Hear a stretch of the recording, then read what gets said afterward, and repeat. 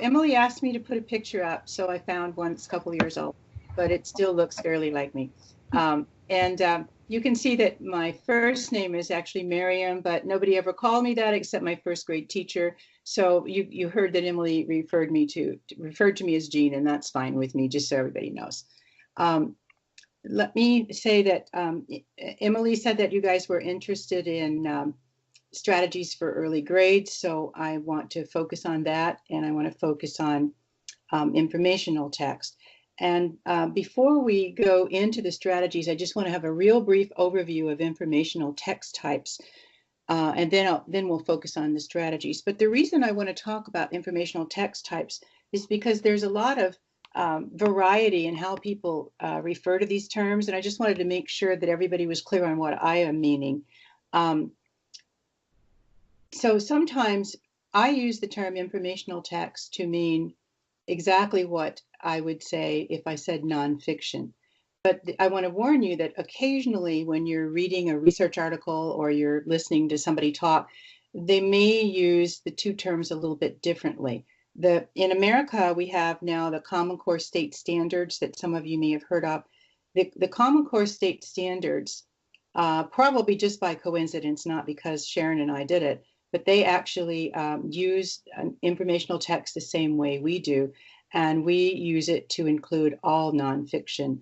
So basically anything that is trying to inform about the natural or social world, examples like reports, science, nature books, biographies, histories, encyclopedias.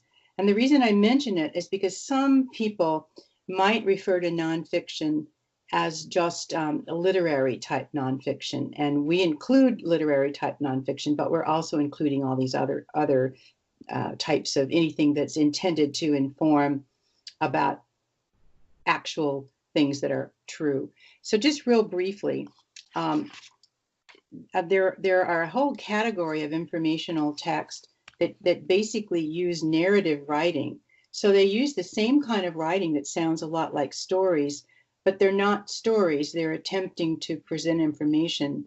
And a real common version of that are biographies, but there are others where they want to give you information about, say, an animal, but they make it a story of that particular animal.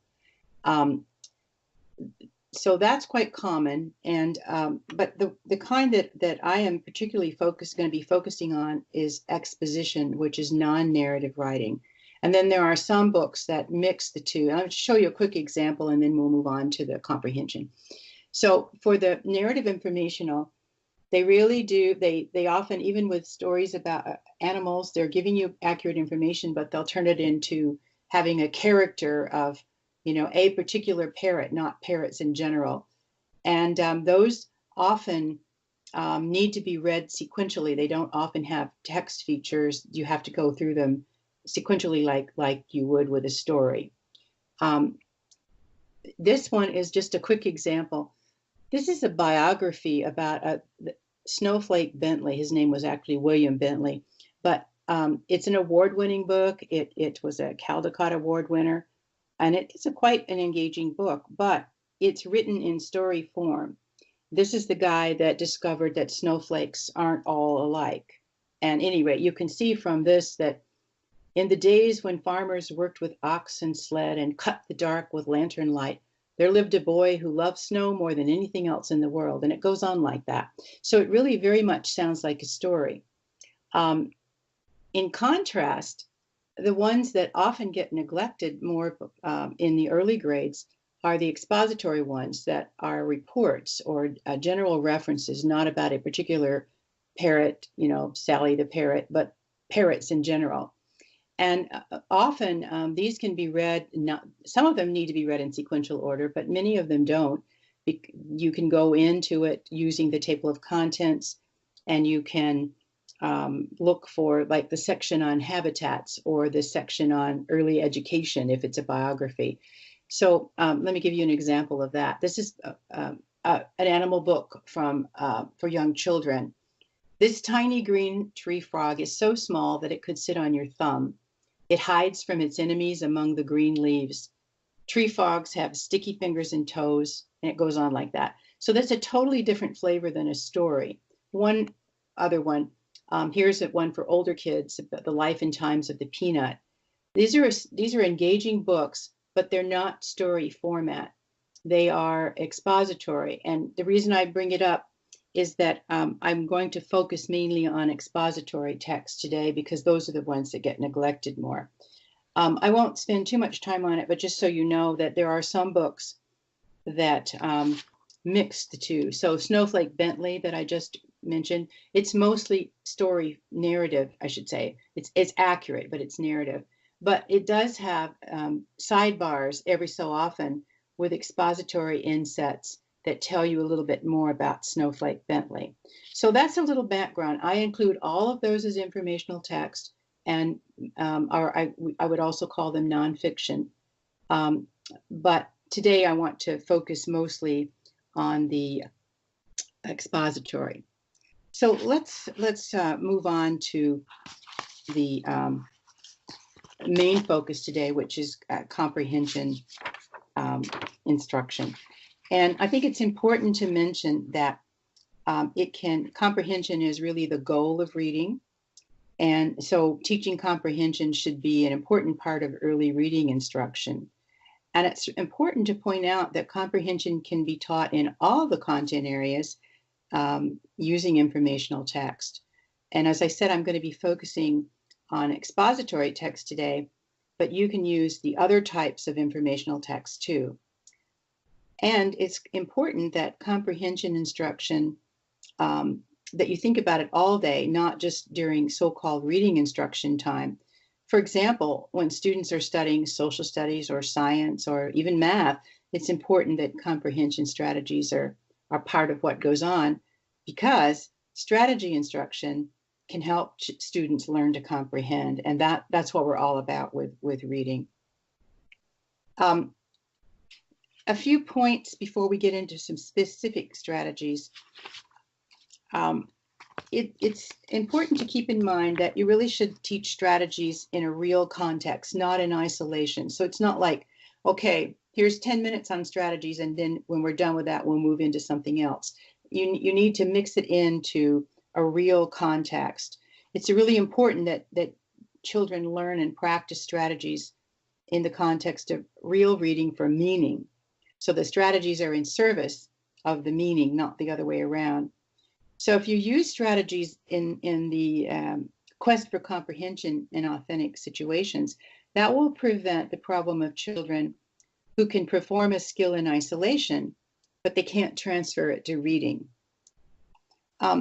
Also, it's important that you teach the strategies as a means for understanding, not as an end in themselves. Nobody needs to pass the tests on 27 types of strategies. What they need to do is to be able to apply strategies to understand, and gaining information is the important part.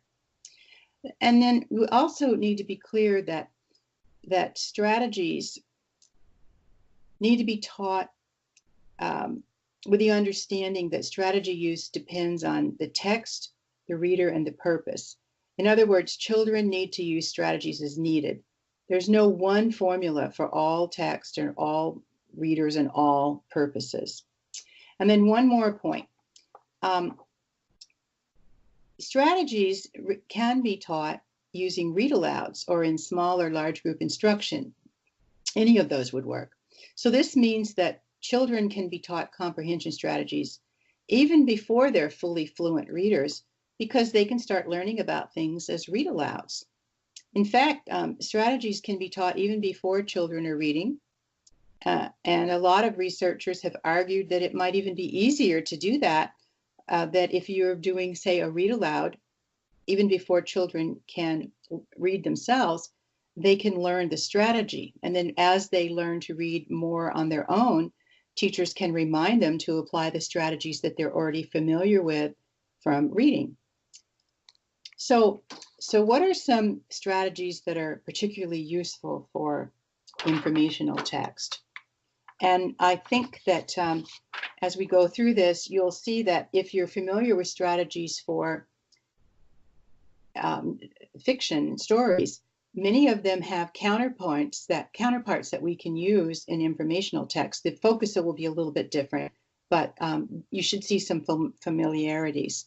So one thing that I'm going to do, as I said, I'm going to talk about before, during, and after reading. So I'm going to show you a list of some strategies, but if you can see on this slide that for before reading, there's a couple that are particularly important, and one of them is accessing prior knowledge, training kids to do that, and another one is predicting. I put a box around this one because in a minute I'm going to focus on the predicting one, since we don't have enough time to focus on all of them. And then for strategies that might be useful during reading, there's several. These are just a few, but you can see making connections, questioning, visualizing, inferencing, learning text structure so you can use them to identify major ideas, paraphrasing, and also reading graphs and diagrams. And I'm going to focus in a few minutes on the paraphrasing one that I have boxed there. And then finally, there are strategies for after reading that can be really useful, and summarizing and also making graphic representations are particularly helpful. And so I'm going to focus on making graphic representations and give you a few ideas. Again, before I focus on those, just want to make clear that when you're doing strategy instruction with kids, you want to make sure that you give them the full range of knowledge to be able to use it. They need to know declarative, procedural, and conditional knowledge. In other words, what is it? How do you do it? And then really importantly, when to use it. So if you've taught them one strategy and they're using that same strategy for everything, it may not be appropriate because that strategy may not match the particular text or their level of knowledge that they already have. And those are important things to consider. So when you're doing strategy instruction, the basic idea is you want to explain what it is, explain how to do it, give examples of when it might be useful, and you want to model numerous examples where you actually walk with students through it and you model so that they can see exactly how it's done. By modeling, you are letting them in on the secrets of what good readers do. And as they gain some facility with you with your guidance and modeling, you want to gradually release the responsibility to the students. So after you have modeled it several times, then you want to have pairs of students or small groups try it, and then eventually it moves to the individual students doing it as well. Okay. So with that background, I want to go back to the before reading activities.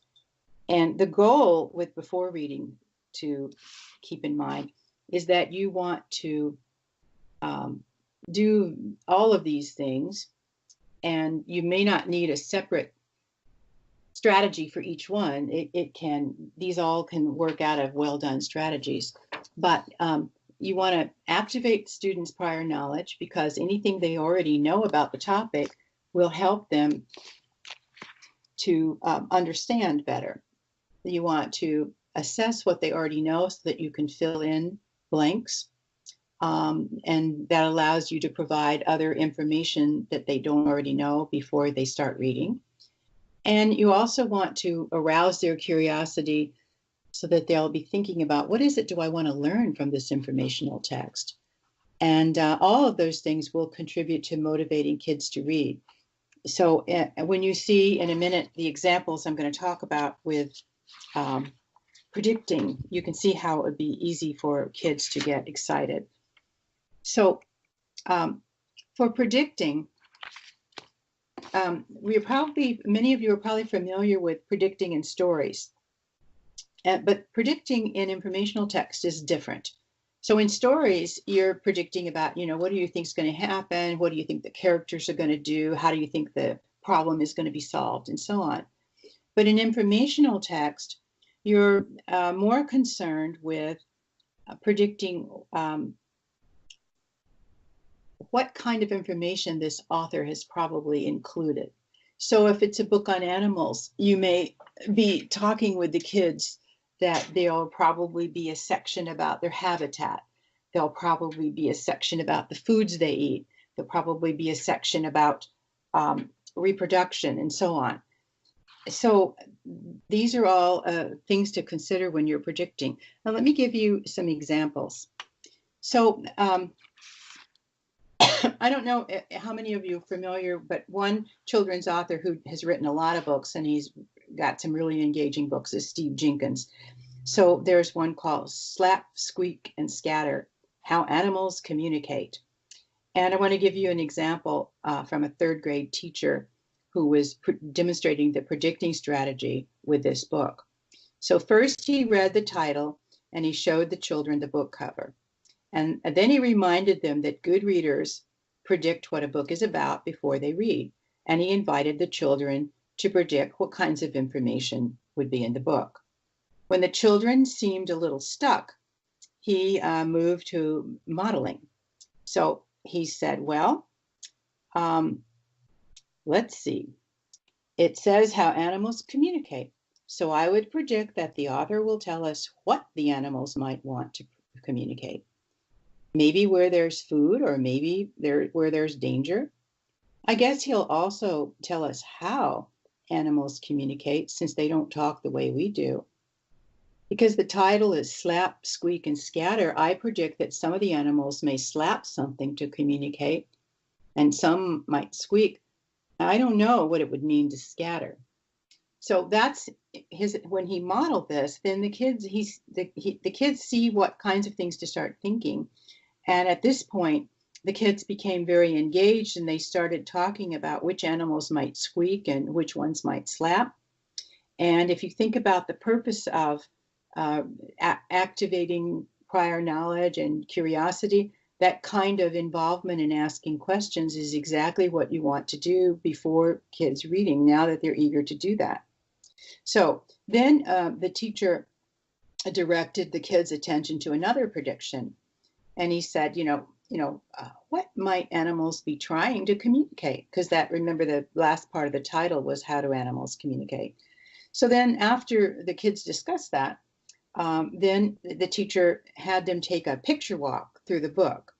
And that is, something that is very common in stories, where you kind of walk through the book, and especially with young children, you look at the pictures and you get an idea of what might be coming.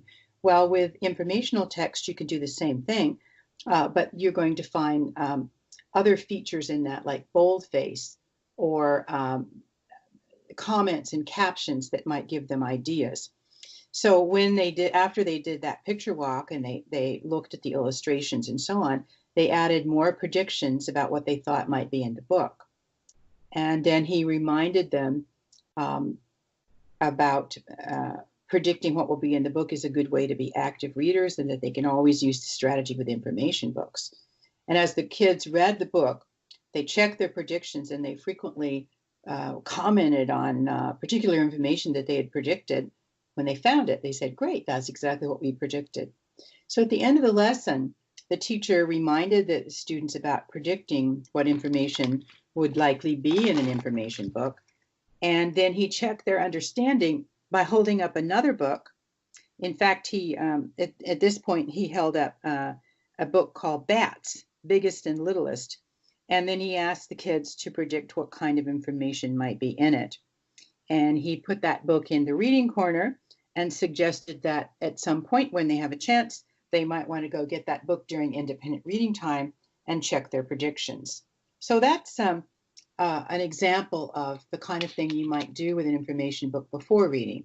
So I want to talk a little bit about during reading.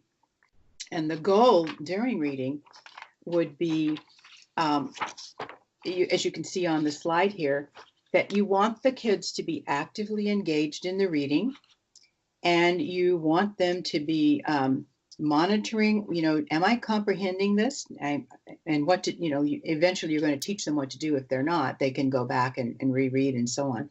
And you also want them to continuously connect the new information that they're encountering with what they already know, as a means to make sure that they're really understanding.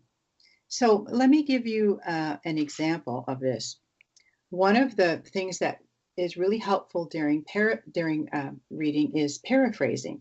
So stopping periodically and putting the text into your own words. In other words, you're translating the information into your personal speech. And paraphrasing can be a really powerful strategy to help kids monitor their comprehension and remember what they read. But it's often neglected. I think maybe because people confuse it sometimes with summarizing or retelling, but those are actually a bit different. So I want to comment on the difference, and then I'll get back to paraphrasing. So with summarizing, this slide shows a widely known protocol for summarizing, but it basically has you reduce the text and delete redundancy and so on. But paraphrasing is different, and it's easier for most kids, because in summarizing, you're expected to reduce the length of the passage. When you're paraphrasing, you don't need to worry about that. You're just trying to get the main point in your own words. Now, with retelling, it's also different, because you're asking kids with retelling, you're expecting kids to use the words of the author and basically follow the structure of the text. But with paraphrasing, you really don't have to try to do that. You are putting it into your own words, your own personal speech. And one of the things with paraphrasing is that it very much allows you to monitor your own comprehension. Just a minute.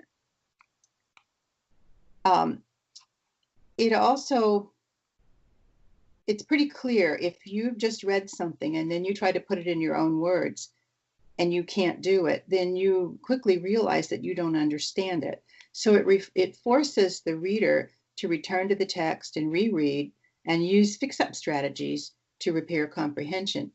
And this is not just something for young children. I tell my graduate students to do exactly the same thing. If they're reading a research article they need to report on and they try to write about it, they quickly find out that they don't understand it as well as they should. And so paraphrasing is really powerful in that sense. Paraphrasing also is really good for helping readers connect with their own prior knowledge of the text. When they search for their own words to express an idea, students have to access similar concepts. And then that means that they're connecting what they've just read or listened to with what they've already learned. Another thing that is really helpful with paraphrasing is that it encourages real deep processing of text. When students have to access their prior knowledge, they're able to add new knowledge to what they already know, and that extends their conceptual learning. Or as theorists like Walter Kench puts it, they're not just memorizing or creating a text base. Instead, they're creating a situation model where there's actual change in their understanding because they're incorporating the new and the known information. Now, I want to say a couple more about that, so I went back. To be most effective, the teacher really needs to model paraphrasing for students. And the good way to do that is to use short paragraphs as you're reading through the text, and then lots of discussion about how the teacher is translating what the text says into his or her own words.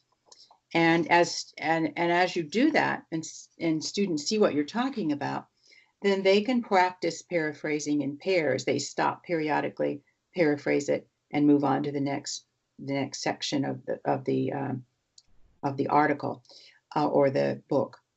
And then when they are able to do that in pairs, they can move on themselves. So paraphrasing section by section can be used in creating summaries later on. Once they learn to paraphrase, it's much easier for them to learn the more sophisticated skill of summarizing later on. For example, one third grade teacher has her students paraphrase when they're reading science texts. She finds that her kids have the most trouble in understanding science text. So that's why she focuses on that. And what she does is model how she would paraphrase the first few paragraphs of the text. And then she has the students work in pairs to paraphrase the next few sentences. And then she asks for volunteers to share their paraphrases.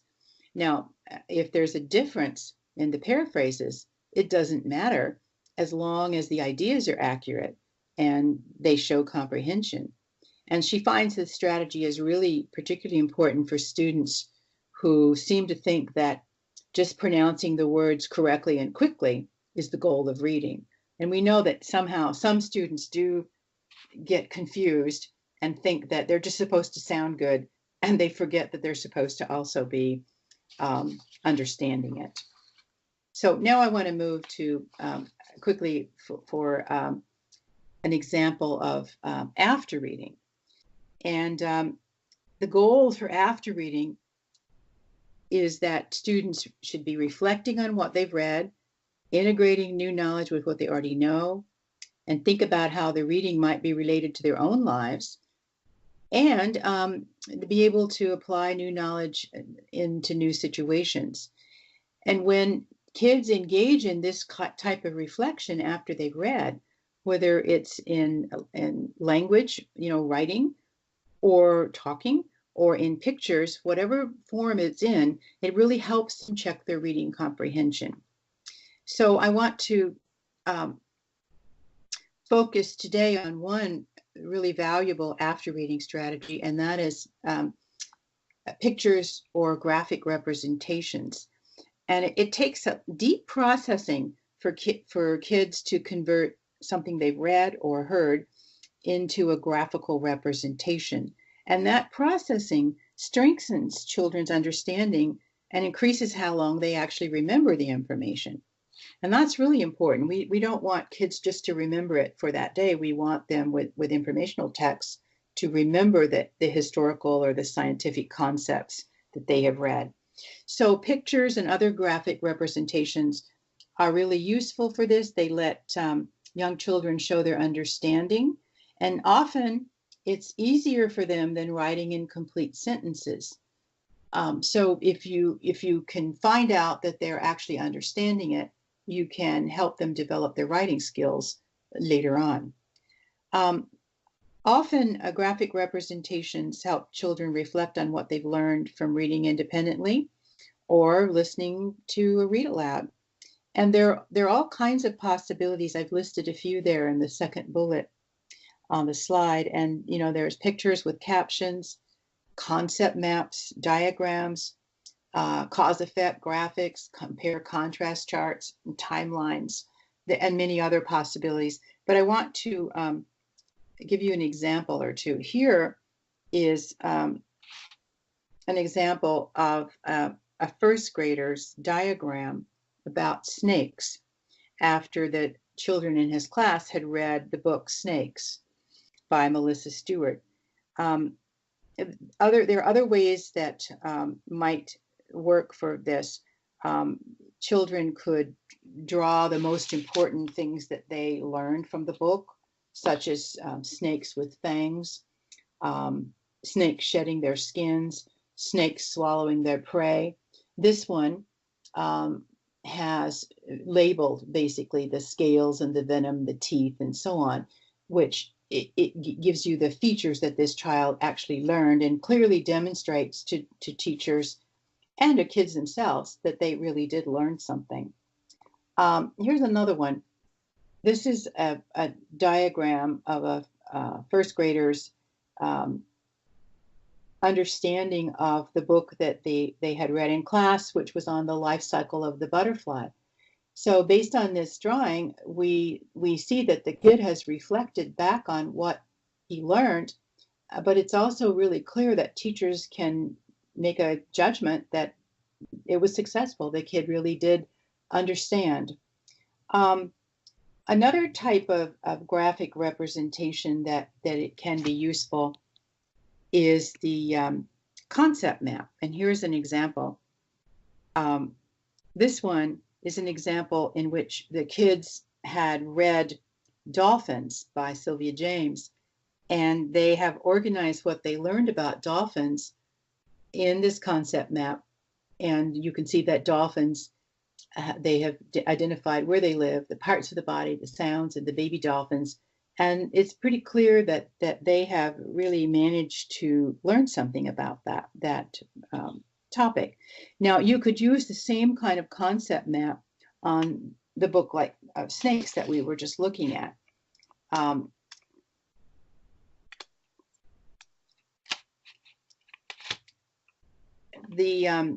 In fact, the other issues that if you have a concept map like this, you might have the snakes in the middle, and you could talk about what snakes eat, what they look like, which ones are venomous, and who their enemies are. So this kind of drawing and concept map could be really helpful for kids. There are also other kinds of possibilities that are great fun for kids. For example, you might have them create a timeline or a map for a different kind of book. So if you're reading about a social studies topic, a series of events, or an expedition, it could be really exciting for them to create a timeline. For example, children who've read about a journey or an expedition might draw pictures of the important events during that expedition and provide captions to explain what happened. For example, there's an interesting book for young children by Rosalind Schnatzer about the Lewis and Clark expedition in the early 1800s here in the U.S.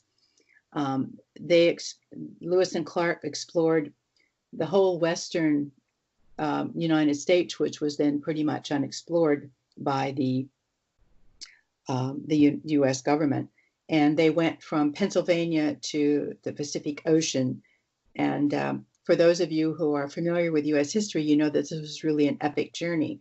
And they had all kinds of adventures. And children could make an illustrated timeline with pictures of particularly important topics during that expedition and provide captions with explanatory information for it. And in all these cases, the idea is to force children to go back and reflect on the information that they've learned from reading. So let me show you this summary table. So here are useful strategies that I had mentioned earlier. The ones in red are the ones that I highlighted today. And these strategies are examples of things that could be used before, during, and after reading. But I want to make a note that some of these strategies overlap with a little bit of a different purposing. They might be used elsewhere. So for instance, predicting can definitely and should be used before reading, but with lengthy text, you might return to predicting during the reading as children proceed. So they could predict what's going to be in the next section. So they would have had general predictions at the beginning before they started reading, but as they're reading lengthier text, they might return to predicting periodically throughout the text. The same for graphic representations. I talked about graphic representations today as things after reading to reflect back and really bring it all together. But you could also use certain forms of graphic representations during reading to keep track of what you are learning. So charts, concept maps, those things do dual duty, and they might go into you can see that reading graphs and diagrams is part of during reading, so that there is some overlap there. It's also really important to keep in mind that you don't want to just teach one strategy and then it's done. Good readers use more than one strategy when they read. They orchestrate several strategies to construct meaning. They shift back and forth from one strategy to another, and they integrate strategies with ease. And so that's what we're trying to do, is teach kids how to realize that they use what they need, and it may change depending on what they're doing. And the bottom line is that the goal is to help children learn to be strategic by building up a repertoire of all kinds of strategies, and it'll become automatic with teacher support. And if you, as I say on that, I have the last bullet there, that you can support it, their ability to do this independently and effectively by having lots of discussions in which you're focusing not just on strategy use, but the content is primary and the strategy use is in service of the content. So I've only discussed a few of these today, but maybe they would help you make a start on this process. And there's my contact information. And I think that Emily sent the slides out, so I think you have that information.